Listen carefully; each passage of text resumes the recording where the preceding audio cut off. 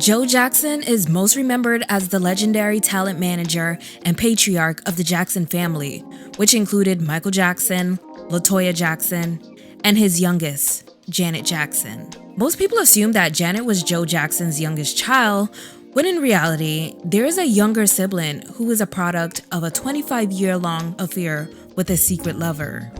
Her existence was kept a secret, despite the fact that she and her mother lived right down the road from the Jackson home. This is the untold story about the Jackson sibling no one talks about.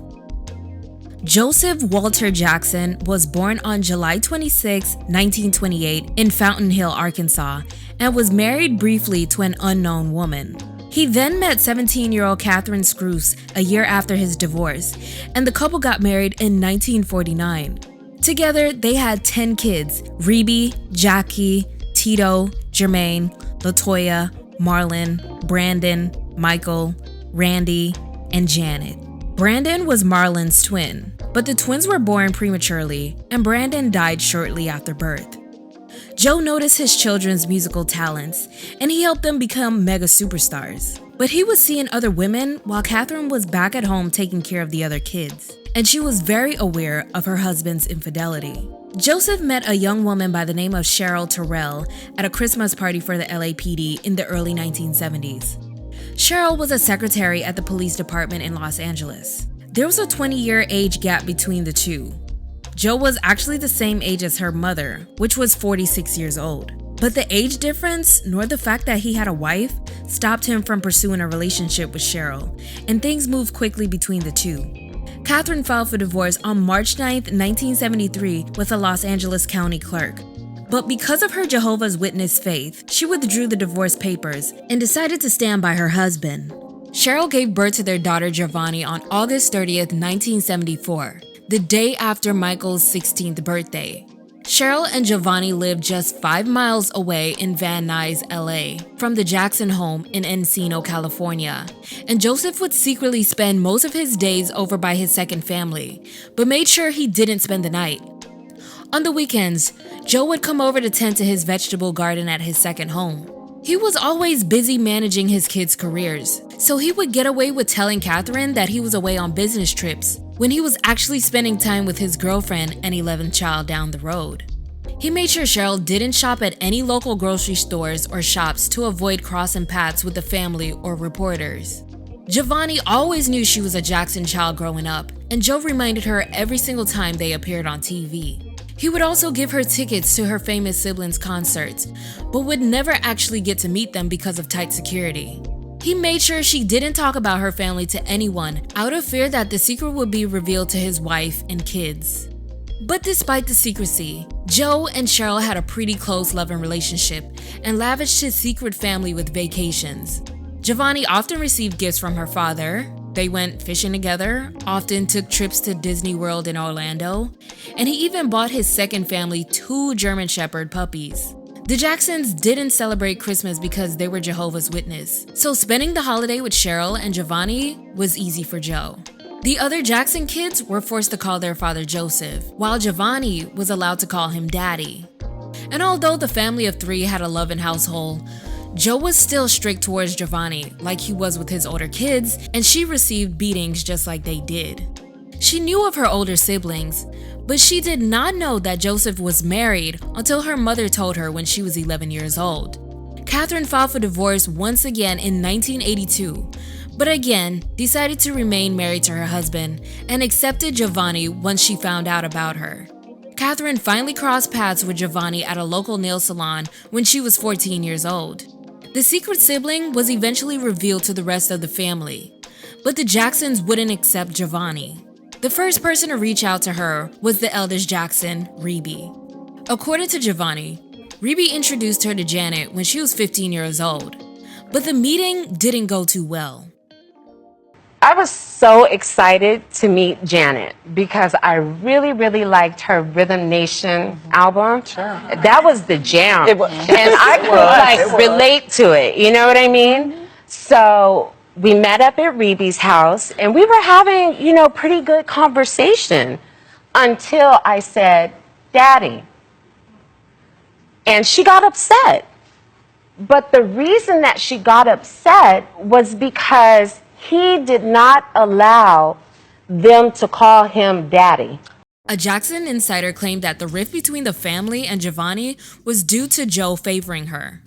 Michael particularly allegedly had an issue with the fact that Joe never allowed his kids to call him daddy, but Joh'vonnie was allowed to. She would eventually meet her other siblings over the years, but didn't meet Michael until she was 29 years old.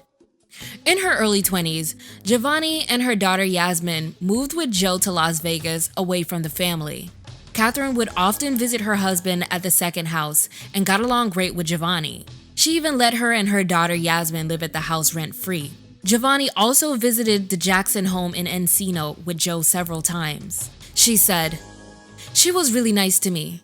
I think she was very hurt at the time of the affair. That's totally understandable. No woman likes for her husband to go cheating on her and produce a child.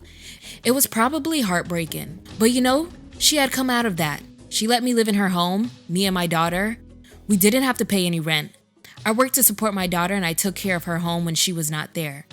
We have cooked together and have had good conversations." End quote. But in LaToya's 1991 book, Growing Up in the Jackson Family, she wrote that her mother, Catherine, often referred to Joh'vonnie as a bastard child, a name that would later inspire the title of her book. In 1998, Joe's 25-year affair with Cheryl finally came to an end. In the book, she said, "My mom was just tired of his shit. She just realized she didn't want to do it anymore. It's hard to get out of a relationship like that. My mother didn't take any handouts. She had a job all her life, bought her own cars, and he liked that quality in her." End quote. When she finally met her older brother Michael in 2003 at his Neverland Ranch for a Jackson family reunion, she claims he was standoffish and seemed more interested in playing with her daughter Yasmin. She said, "He never acknowledged that I was his sister. There was no hug or kiss, not even a handshake, no physical contact at all. I wanted to embrace him. I thought that he would want to go someplace quiet and sit and talk with me and ask me about my life and get to know me a little better." End quote.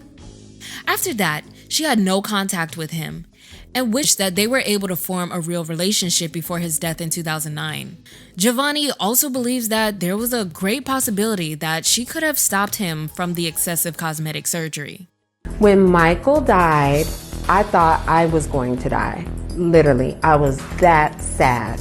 There's a great possibility that I could have made a difference, especially like the things he was doing to his face. Like, you don't need to get another nose job. You're starting to look crazy. For me, I mourn a relationship that never began. Over the years, her relationships with her older siblings never really improved, and she says she still continues to be rejected by the family. But she did say that her and Janet have since made up. And on the subject of her mother Cheryl and Joseph's affair, Joh'vonnie said, "She was also very loyal. She never spoke out about their relationship. But in the end, what woman can take second best to another? What my mother did was not right. But people make mistakes. And when she met my father, she was young. She was in her 20s. She got stuck in that situation and I feel she wasted her life on my dad." End quote. Her mother Cheryl died in 2014, and Joh'vonnie received well wishes from Catherine and Rebe. She lived with Joe on and off over the years in Vegas and saw him every other day until his death in 2018. She still remains close to Rebe and also says that Tito inspires her the most. Joh'vonnie said, "The door is always open and my phone is always there. They can always call me if they need me for something." End quote. But on the other hand, she also said they can all kiss her ass. Joh'vonnie now lives in Atlanta, Georgia, and her book, Bastard Child, is available on Amazon. Were you guys aware that the Jacksons had an extra sibling? Let me know your thoughts in the comments below, and like this video and subscribe to Black Femininity TV for more content.